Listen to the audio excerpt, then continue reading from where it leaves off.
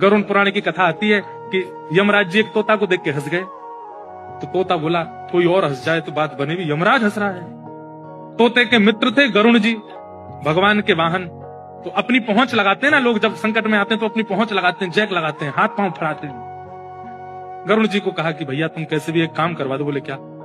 ये यमराज जी मुझे देख के हंस गए हैं, मुझे लग रहा है अब मेरे जीवन के दिन 4 बचे हैं। तुम कैसे भी भगवान से कहकर के मेरी जो जीवन अवधि है उसको बढ़वा दो, क्योंकि मुझे पता है कि ये यमराज जी तभी हंसते हैं जब किसी को उठाना होता है। गरुड़ जी बोले भगवान से बाद में बात करूंगा, पहले तुम मेरे पास आओ, बैठो मेरी कमर पे।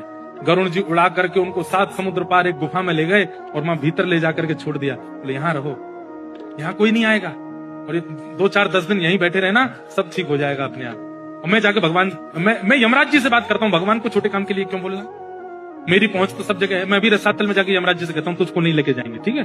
तोता बड़ा खुश हुआ, बहुत बढ़िया है, मैं यहीं रह लूंगा 4-5 दिन। यमराज जी के पास गए सीधे गरुड़ जी। गरुड़ जी तो भगवान के वाहन है, सब खड़े होते हैं, उनको देख के यमराज जी बोले आइए आइए। कैसे आए? बोले हम बस एक बात कहने आए हैं, फिर हमको जाना है वैकुंठ।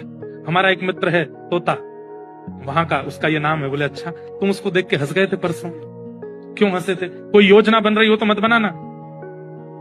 अच्छा, उस वन के तोते के बारे में? बोले हाँ, मैं तो उसको देख के इसलिए हंस गया था, मैंने कि देखो कैसे कर्म की विधि, ये अभी यहाँ बैठा है और इसकी मृत्यु 7 समुद्र पार एक गुफा में बिल्ली के खाने से होगी, और मैं ये सोच के हंस रहा था कि ये 7 समुद्र पार पहुंचेगा कैसे।